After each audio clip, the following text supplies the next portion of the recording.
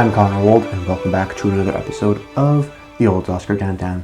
And this week we're going to be looking at two categories, the Best Animated Feature category and the Best Cinematography category. But if you guys are new to this series, what I do every single week is pick a different Oscar category, or in this week and in the last couple of weeks, predicting multiple Oscar categories in the same video. I do a breakdown and a deep dive into the categories, and I predict what I think is going to get nominated for the 2024 Oscars. These are not my final predictions. I will sort of have a final updated Oscar predictions video right before the Oscar nominations have come out.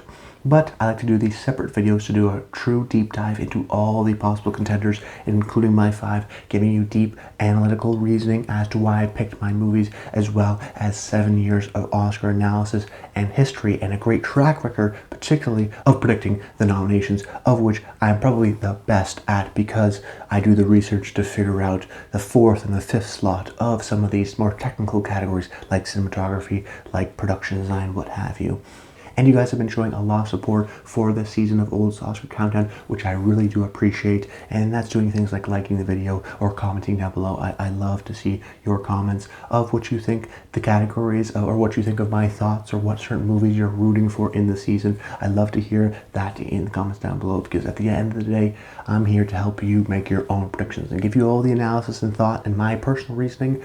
But at the end of the day, you have to make your own decisions, and that's what it makes Oscar season so fun.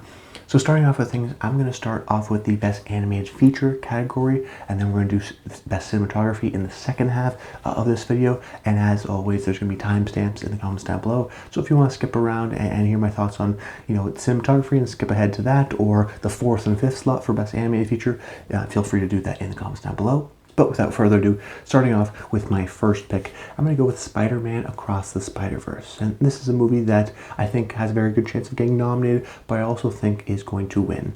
I think a lot of people consider this movie and The Boy and the Heron in a sort of two-movie race as both potential contenders to win. But for me, I think Across the Spider-Verse is the sort of clear lead contender, particularly when it comes to a win. And I think The Boy and the Heron is a little bit overrated in terms of its Oscar chances right now, and I'll talk about that a little bit later. But in terms of a nomination, I think because the last movie won, there's an innate sort of thinking that, okay, the last movie won in this category just a few years ago, and that movie won because of how creative and unique it was and how the animation style was very comic booky and feels very different to other American animation.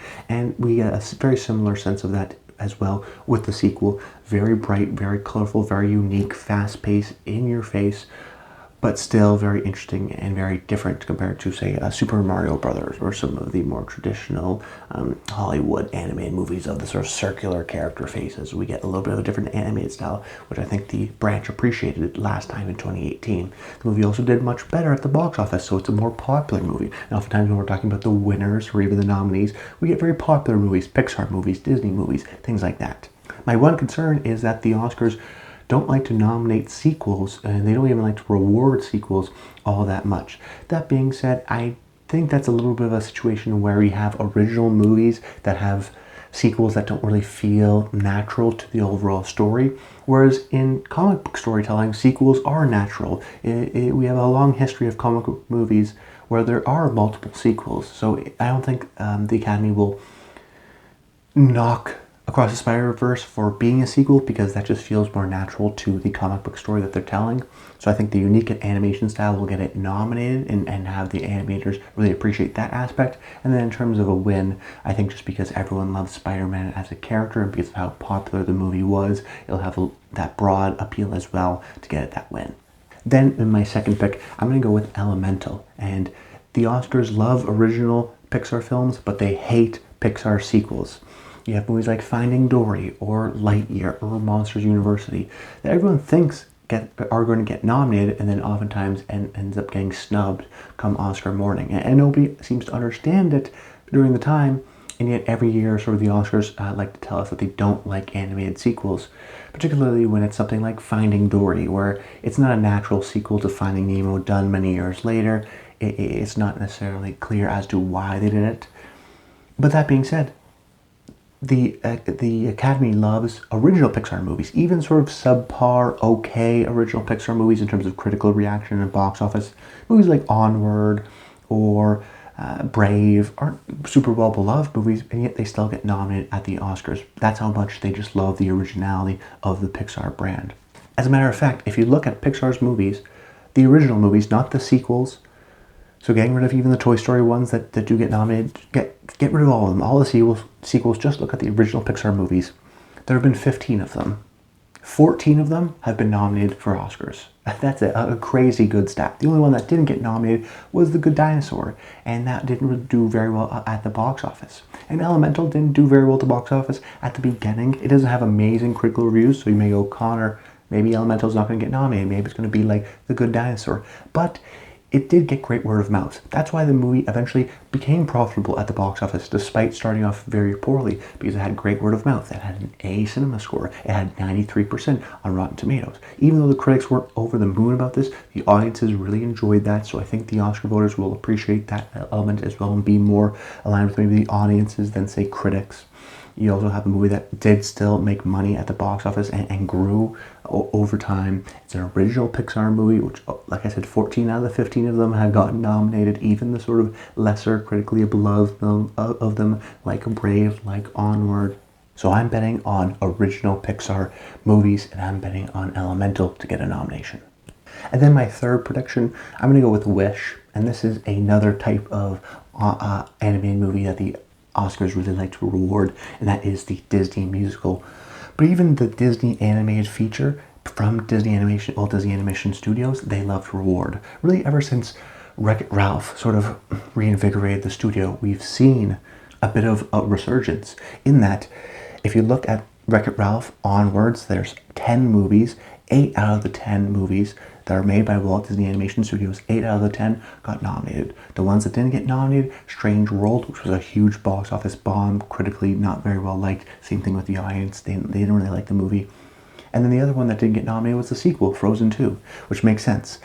You know, the Oscars aren't going to reward a middling movie like The Good Dinosaur or a middling movie like Strange World, or they're not going to reward a sequel like Frozen 2 or Monsters University. But that's not what we have here. We have an original Disney animated movie. And like I said, in the 10 years since, or in the 10 movies since Wreck-It Ralph, 8 out of the 10 Walt Disney animated movies have gotten nominated. And some of them have even won, you know, Encanto or Frozen or Zootopia. So there is a great history recently with Walt Disney animation movies getting nominated. But then also, you add on to the fact that this is not only just a Walt Disney animated movie, it's also a Walt Disney animated musical, an original musical. And those movies do even better in terms of nominations, as you want to go back to Princess and the Frog or Encanto or Moana. These movies quite frequently get nominated. And the only times they don't get nominated is if it's a huge box office bomb. So is it going to be a huge box office bomb? Hard to say right now. At the time of recording, the movie is not released yet, so we don't have those box office results.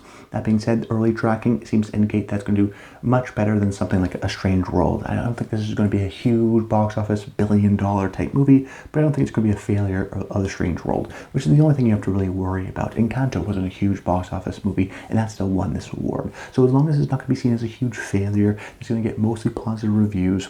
Now you get an original Disney musical from this studio that often frequently likes to get nominated, and like we mentioned with Pixar, the animation branch loves original. So I think the fact of this being a musical, this being an original Walt Disney musical, also sort of celebrating the 100 years of Walt Disney animation, there's a sort of classical element to it as well. I think the animators will really appreciate that sort of insider type appreciation of the whole history of Walt Disney animated movies, which is what Wish is trying to do when trying to encapsulate.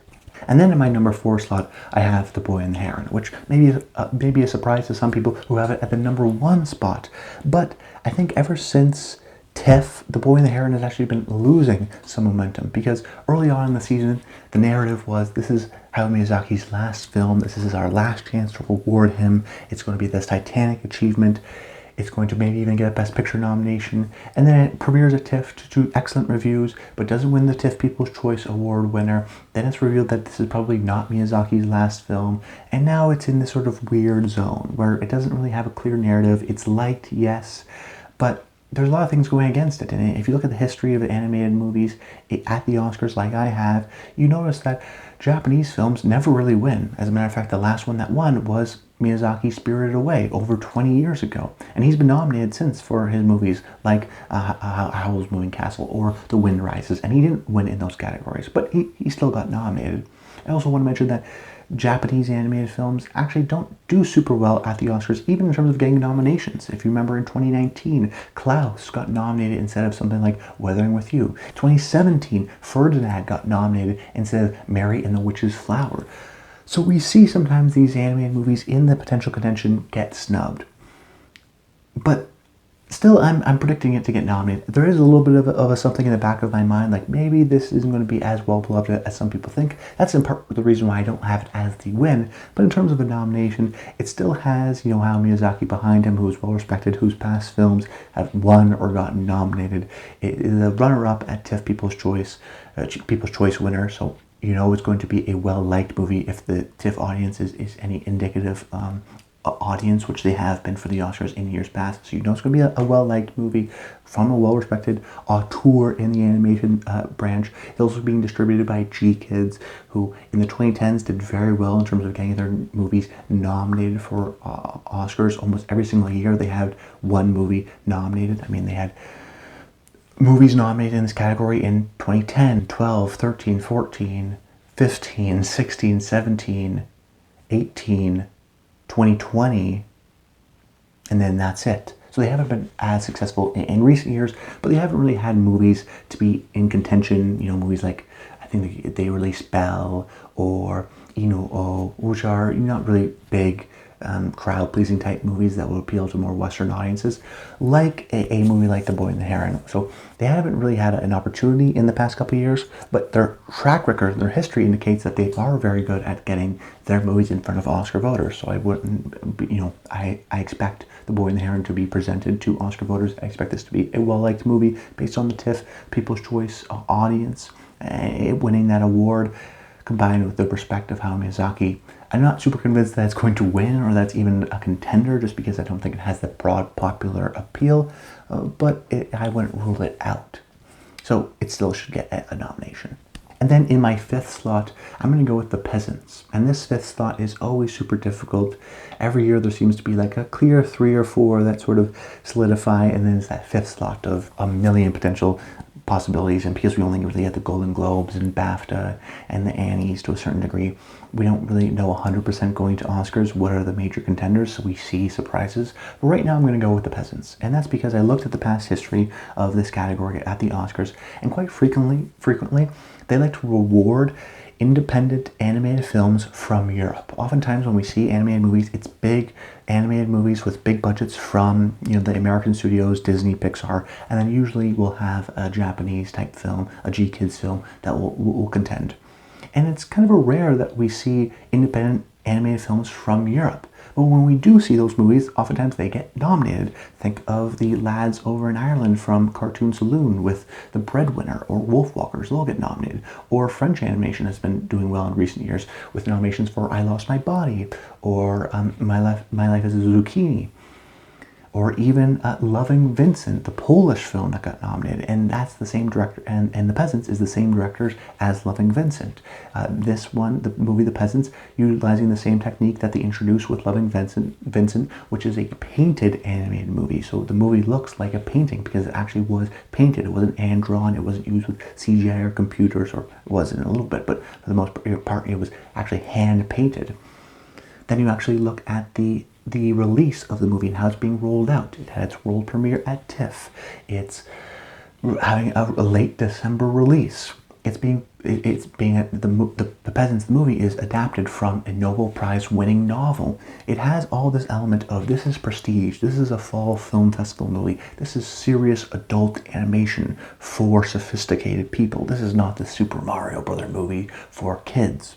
I think all those factors, the fact that it's highly original with its hand-painted animation style, the fact that European independent animated movies often do very well at the Oscars, even though there's not too many of them. When they do exist, oftentimes they get nominated. And the sort of positioning of this as being a prestigious, adult-driven type of a film, I think will appeal to the adult members of the animation branch who want to appreciate and reward different types of animation. We'll have the traditional American CGI stuff from Pixar, but we'll also have the unique stuff that Sony's doing. But then we'll also have Japanese animation and hand-drawn beautiful work from Studio Ghibli and The Boy and the Heron. And then also we're going to have this unique painted element from a European studio. So you get all these different types of animated films. I think this one just makes sort of perfect sense in that 5th slot.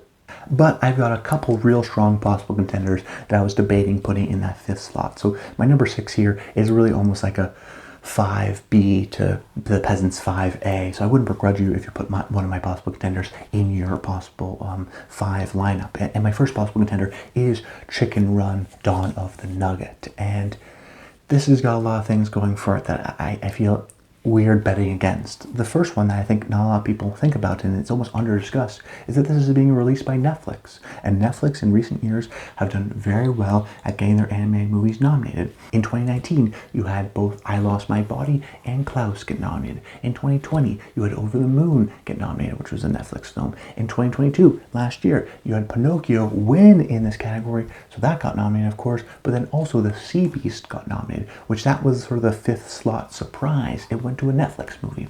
So that's very interesting that Netflix movies recently have been doing very well in terms of getting nominations. I think in large part because they're being seen and they're supporting a different type of animation, which I think the animators branch have appreciated.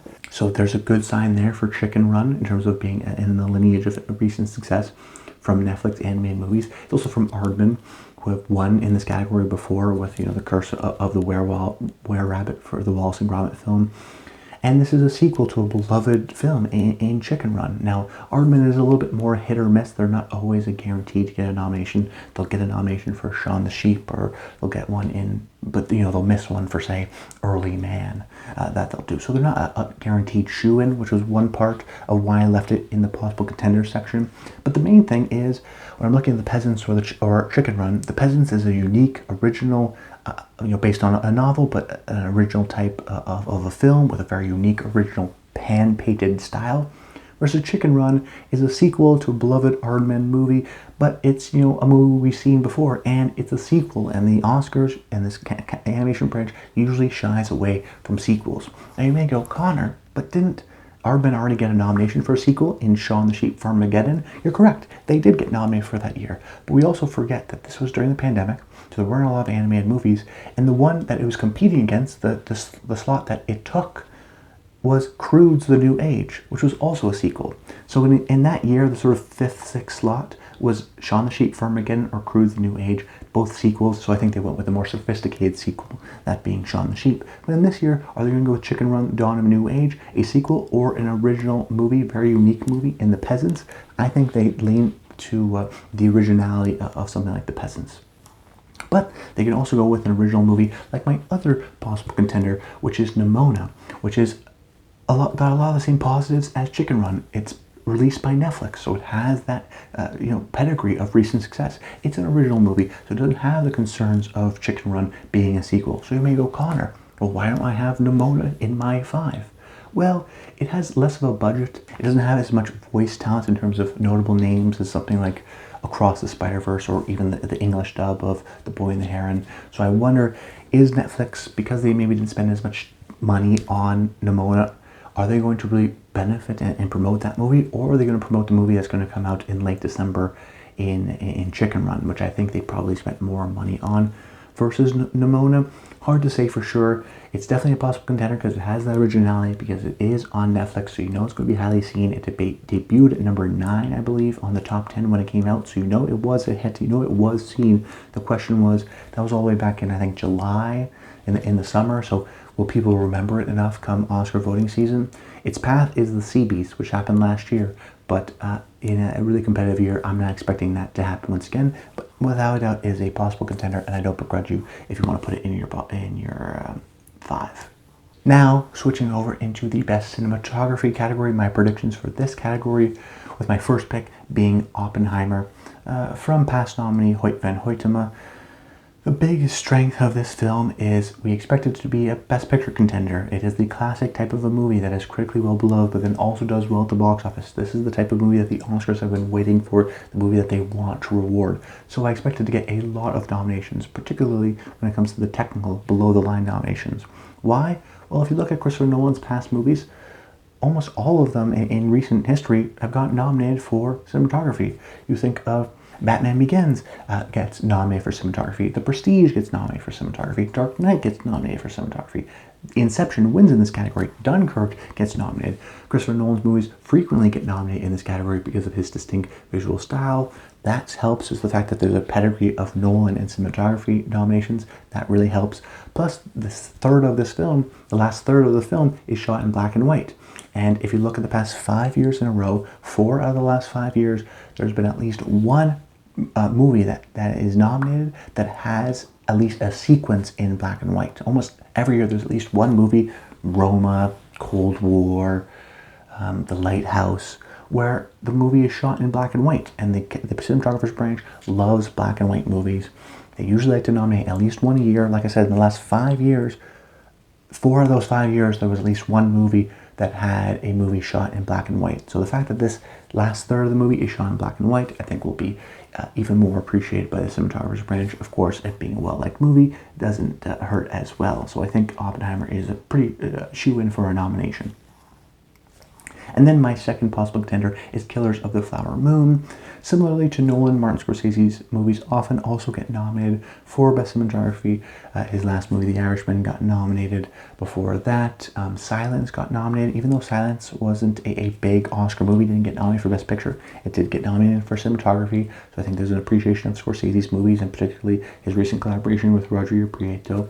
And then even if you want to go back before that into 2011 with Hugo, he got nominated there. So Scorsese does, especially with his recent Oscar movies, he will get nominated for cinematography. And I think Killers of the Flower Moon makes perfect sense here for a nomination because you have a past nominee who is well respected. You also have big, sort of beautiful, grand vistas. This is an epic movie in many of that, in every sense of the word. So you have these beautiful browns and these yellows and these golds, and you really have beautiful production design as well in a beautiful period piece setting, all of which I think will combine in terms of appreciating the overall look of the film, which people reward and associate with the cinematography. So I expect Killers of the Flower Moon to pretty easily, I think, get a nomination. Then my third nominee, I'm going to go with Poor Things, and this is from cinematographer Robbie Ryan, who got nominated for The Favorite, Yorgos Lanthimos' last movie. And the more and more I do my predictions, I'm sort of going, like, I think Poor Things is going to perform very similarly to The Favorite, well-liked movie, 10-ish nominations, above the line, but also technical elements. And the reason why I have it in cinematography here is because if you've seen the trailers, if you've seen the film, it's a very unique film, very unique world that they've built, sort of period sci-fi-esque. So there's a unique sort of identifiability of the visual style of the film.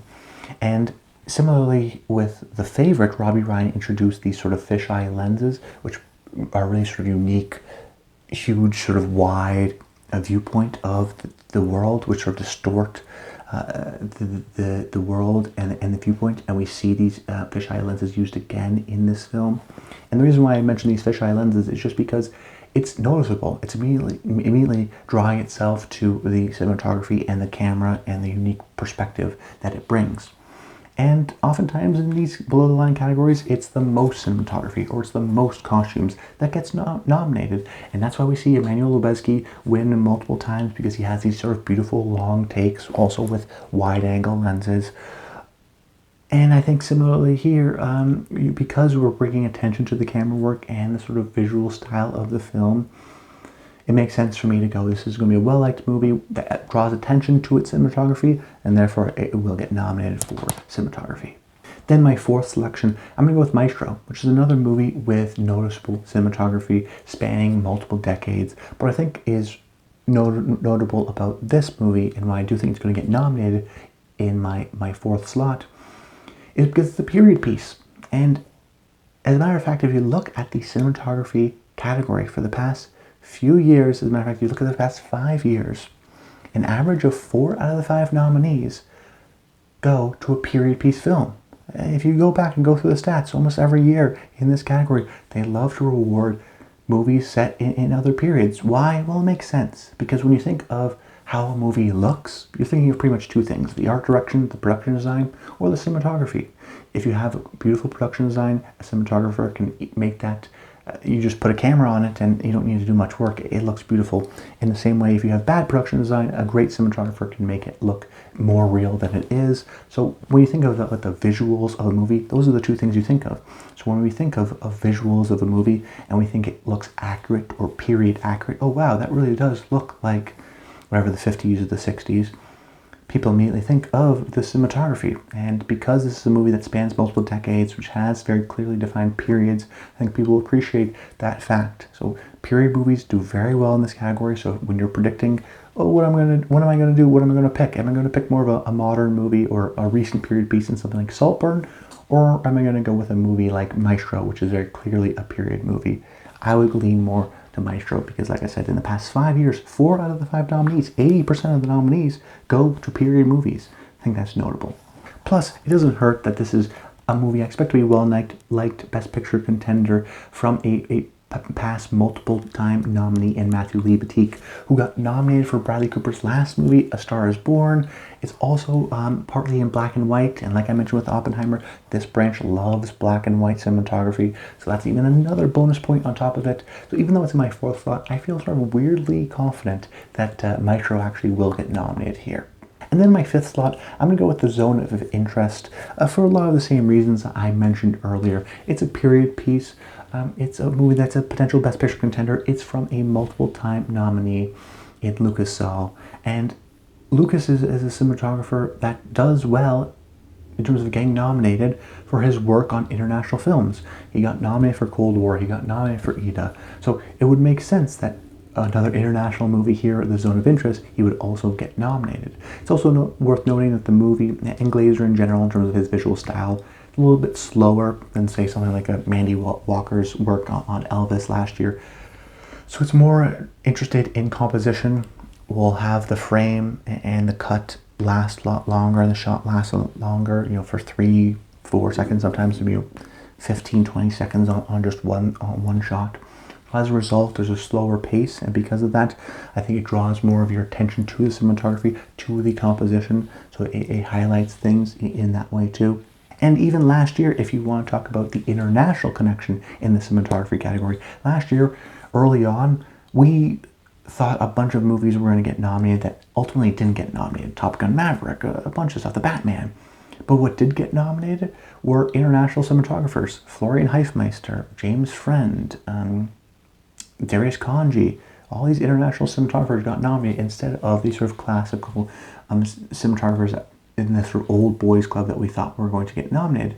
So we have another sort of international film. We know the cinematography branch appreciates international films. Even the surprise Caleb Deschanel nomination back in 2018 for Never Look Away, they appreciate the international movies more so than other branches. So I think that they're going to be on the lookout for this type of a movie from Lucas Saul, who is a well-respected cinematographer who gets nominated for movies. Even though those movies may not get a lot of other nominations, he'll always get nominated as well. So it indicates to me that there's appreciation for his style of cinematography. Combine that with a sort of slow pace of the film and its ability to draw attention to its compositions. All that I think will add up to the fact that, and it being a period piece, add up to the fact that this will get nominated in this final slot. And then my possible contenders, my first one being The Color Purple. This is from Dan Lauston, who's got nominated before for The Shape of Water and Nightmare Alley. If you remember, the Nightmare Alley nomination was a bit of a surprise, which indicates to me that he has his fans. And I think The Color Purple actually is even stronger of a film than something like The Zone of Interest in terms of a Best Picture nominee. So you may go, Connor, why isn't The Color Purple in your nominations? Well, pretty simply, I haven't seen the film, and no one's really seen the film, so we don't know exactly how great or not great the cinematography is. But it does seem to me that this will be a very vibrant movie, a very colorful movie. But I do think it will be pretty traditional in its camera work, in terms of its musical style, and musicals aren't always a guaranteed shoe-in for a nomination, but they can be. Look at La La Land, look at West Side Story. You can do a lot because you're not making a super strong effort on realism. You can have more fantastical camera work and what have you, which may be appreciated by the cinematographer's branch. But at this point, because I haven't seen the film and no one's seen the film, we're really in a wait and see moment. If this starts getting nominated, I'll have no hesitation of putting it in my 5. But it's definitely a strong possible contender, but it's a what if unknown possible contender. And then my other possible contender is Napoleon, just because Dariusz Wolski got nominated for News of the World just a couple years ago. So I feel like, there's an appreciation for his style of cinematography. Ridley Scott's movies don't always get nominated for cinematography, which is why I have it as a possible contender, but they have in the past. Look at, say, Gladiator, which got nominated. But then also the movie is being presented in many theaters in 70mm. There's an emphasis on that format, on the visual style of the movie, on the sort of epicness of its battle sequences and the grandiosity. So I can't say, oh, Oppenheimer is going to get nominated for grandiosity, or Killers of the Flower Moon is going to get nominated for epicness, and then not consider Napoleon a possible contender, because now that the reviews have come out, it's a generally well-liked, critically acclaimed movie. So I do think it'll be a potential below-the-line contender in these technical categories. So I wouldn't be surprised if Napoleon starts to show up. The appreciation of the epicness of the vistas of the cinematography from a past nominee in Dariusz Wolski definitely is a real possible contender for a nomination.